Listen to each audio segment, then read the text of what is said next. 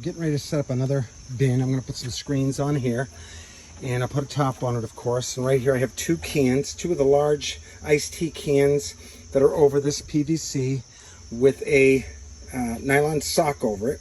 And then I'm going to put, when I made this barrel here, I cut it off here, and I'm going to fill this with some wood chips at the bottom, just above the cans. Then I'm going to put this as my floor, so when I work this pile, I don't hit that can. I'll lose probably about 3 inches of space, whereas, you know, this one over here that I was doing, I didn't do that. I just used the can, right? And this one, I just want to show you real quick that that little self-harvesting thing, it seems to work a little bit. These guys are getting ready to try to come out, and I'm hoping that they're going to just hop into this thing. We'll see here, and hopefully internal, these black soldier flies, this will be like an internal self-harvesting thing. I hope, that's the thought. But I do have some ideas. You see some other maggots on here as well. And I think the reason why they're getting in here is I have one little dinky hole somewhere on the side here. See this little hole here? I think that's how these flies could have been getting in here. But this one's pretty much topped off. This is the compost you saw in my last video where I used sawdust as my carbon and everything of my house compost. And I haven't been able to get those temperatures like I promised in my other video. I was so absolute about it because I was so excited. One of my barrels I did last year, or two of them, that I got very high temperature. But I'm not, seemingly, I can't get that high temperature anymore, which I'm bummed. I see some kind of a fly flying around. Could be a smaller, I don't know what that is.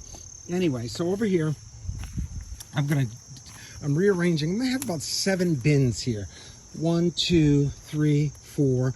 That barrel's just, that's my, how I make tea, worm tea out of that one. That's coming out because it's smaller, and I got another barrel that's gonna go here, a grow tower that's out in the field now growing tomatoes. I'm gonna put it here, and that'll be my, I'm gonna experiment again with micro shredded cardboard like I've been doing over here, and liquid slurry, which has been working so good.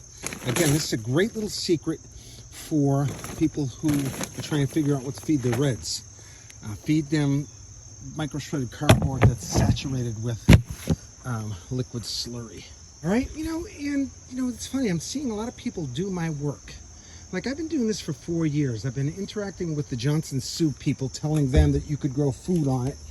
And that was 4 years ago when I first said that. And I'll post some Facebook links. And back in the day, the Johnson Soup people did not want to get their bins so hot, because of course they think that if you get it so hot, they could be right. You know, they have a university in back of them with this Dr. Johnson and his wife that have been working on it. But I contend that biodiversity does come back once you add the red wigglers in there, or a certain kind of a good biodiversity. And I don't know, I have some microscopes and a stereoscope I'm going to set up at this new house that we're at. But basically, here's what's going to happen. I've got this one that has, I already did this one with micro shredded cardboard, like I'm going to do this one. So if you go to my CBCB or my Pinpoint Composting series, you can see that I've been going back and forth from sawdust to micro shredded cardboard. I'm liking the sawdust, but I'm certainly liking the micro shredded cardboard as well. We're at almost 4 minutes here. What I'm going to do is I'm going to put some wood chips on here. I'm going to cover it, and I'm going to put this thing on here so when I work the pile again, I don't ruin that can. All right, so I'll keep you posted. That's what we're going to do in this video. I'm going to fill this up again and show you how I did. It'll be very similar to this one over here. I used sawdust, so nothing new. As you can see, I got some black soldier flies flying around there. See, look at, they're just loving it. Like I said in some other videos, I'm wondering if these black soldier flies are the ones that are, these are probably gonna go right up underneath. If these guys mess with the thermophilic stage, just a hunch. All right, let's fill this up. All right, so as you can see, I put some wood chips all around the can. So now I'm gonna put the subfloor down. Here's the subfloor. Again, this was cut right off the top there. The subfloor like that, closer to the can. So when I use my ice auger here, I won't poke holes in the can. You don't have to have the subfloor if you don't have it, like if you have barrels without the top, but you don't have to use it. As I showed in my other video, you could just use a can. that works just as well. These conduits never clog. And so that's cool. So now I'm going to put some screens onto here, and then I'm going to start filling it up with a couple. Great little garden secret is this micro shredded cardboard. Free all day long. Makes good cat litter, acts as perlite and cocoa coir, and it's free. Retains moisture, adds good aeration between your soil. Worms just love it.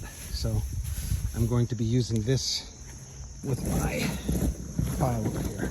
All right, so I got my subfloor down here. Now I'm going to add some micro shredded cardboard first and foremost. See if the tripod will stay like that. And I'll add a generous portion of micro shredded cardboard.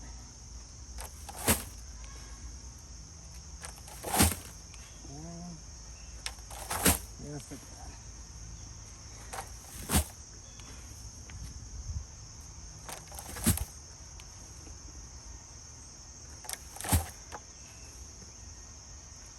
Just like that. Carbon down first, right there, nice bed.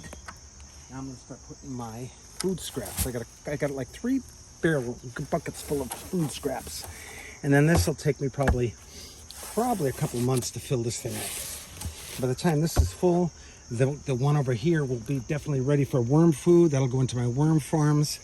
That one there, this one here again is micro shredded cardboard, and I'm going to do another micro shredded cardboard with just liquid slurry. So I'm going to be saving my liquid slurry with this one here, and I'll show you that later on in life. So let's go fill this up with a couple barrels or buckets full of house compost. Here's my first bucket right here. Look at how this bucket is imploding because of the oxygen, no oxygen. The oxygen is making this, or the lack of oxygen, the anaerobic is making it blow up. And when I take this off, it's going to stink really bad. That's all right. That stink will go away. See, I did have this open, in those open aerated bag, and a lot of bugs laid maggots. But now those maggots are all dead, and they'll end up being a protein in my compost. Oh, God, that's heavy. 45 to 50 pounds, folks, that would have otherwise go to the landfill. You're welcome. All right, that's pretty stinky. And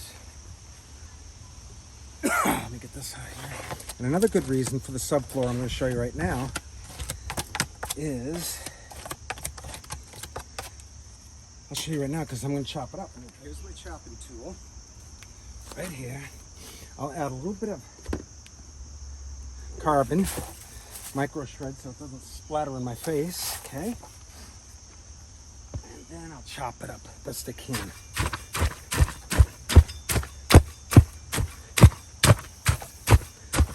There, just like that.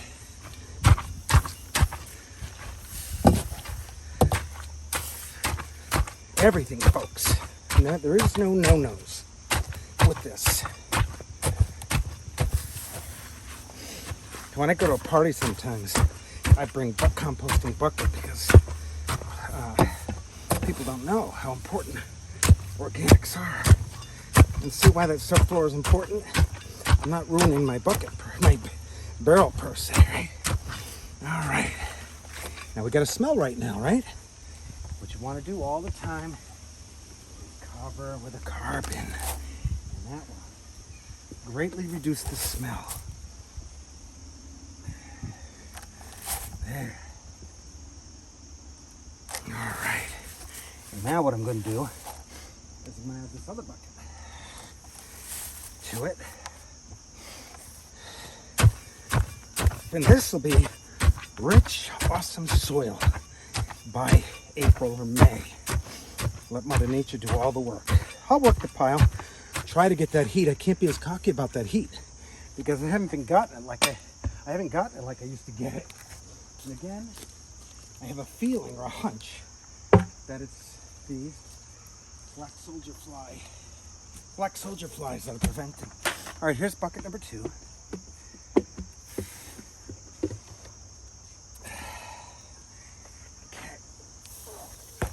Again, 45, 50 pounds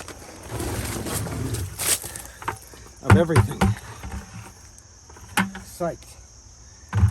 It's the most rebellious thing you can do is stop this organics from leaving your house and giving it back to the man who, again, has no clue what to do with it.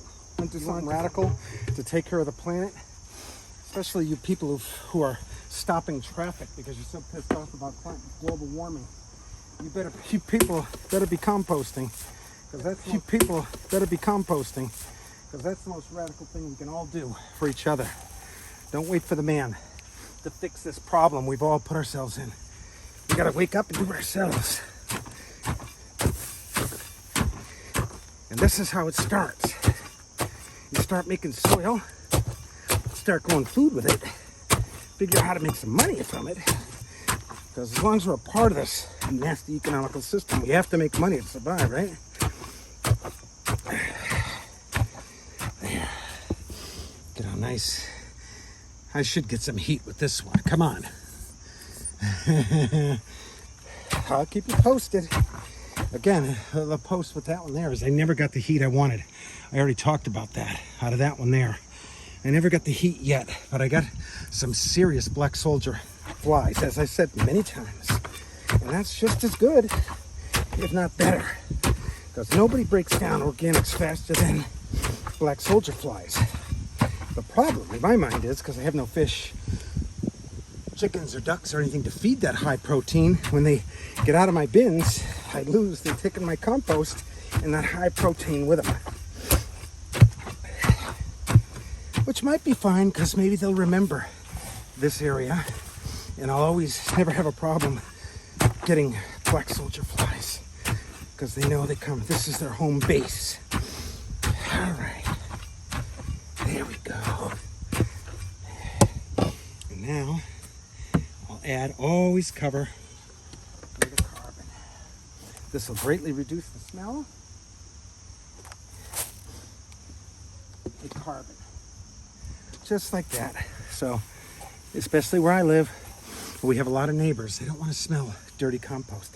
All right, now what I got to do is put some screens on here, and then I got this makeshift lid that I'm going to put like this, and then I'll put plastic over that and really enclose it good. I could just put plastic, but if it rains and stuff like that, it droops, and I do not want to lose this carbon to nitrogen ratio. I guess that's it. So I'll put screens on it. This will take me a couple months to fill up. All right, so another bin. These 55-gallon drums are awesome. And if you're worried about plastic, get a metal one. Okay, they're a little harder to retrofit, no doubt. But once you retrofit it, it's there for good. And see, I got to fill these little holes in too so I can get those fruit flies. See, this was a tower that I had fencing on, and I was holding it through that. So I'll get something to plug that up. When it's a composter, I'll plug these up, and when I use it as a grow tower, I'll unplug them. I don't know what I'm going to use yet, but I'll keep you posted on that too. This so here it is. I put my screens on here on these eave fittings. I plug these little holes up with just a rag, easy to take out when it's time for growing season. Covered my last bucket load, which was 3, with a carbon, and now I'm going to cap it. And of course, all that liquid still. All that carbon is outweighing the liquid, so I'm not getting any liquid coming out of here. I got both these drums tied into here. I don't expect much liquid out of this one anyway. So now I'm going to cap it so no other water messes with my bin, so only I have full control. This is a closed loop composting system where no irrigation is lost. So think about that if you have a balcony or a rooftop and you have laws that say no composting this close to a stream or something like that, or whatever it is. Well, you can compost with these because it's a closed loop composting system. Folks, we're getting our compost at least within 6 months easily. And when I say 6 months, maybe it's not quite complete, but at least you can grow food with it in the same bin you compost it in. Okay, we add wheels to these things, we mechanize it, and we are growing in our inner cities. All right, so add some comfrey.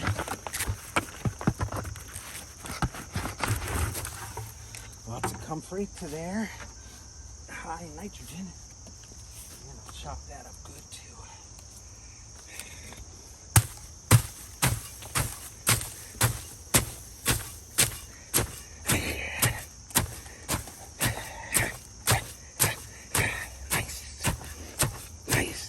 I love micro-shredded cardboard for urban farming.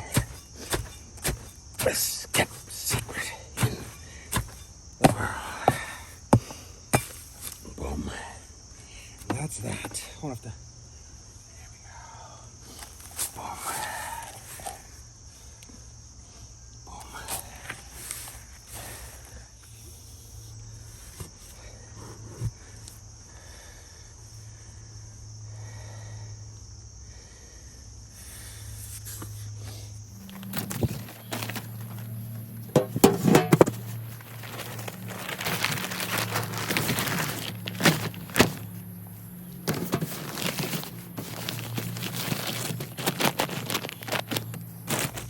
See, you get into that black soldier fly. Again, the screen, I could have used even a thinner screen than that. I have a finer one over here, more like a shear that I could have used. But again, I don't mind the black soldier flies. If I had one of the other black soldier flies or the heat, I think I'd take the black soldier flies as I try to master that heavenly creature as well. Mark, keep going. Hold on. We will most certainly heal this planet, one urban farmer at a time.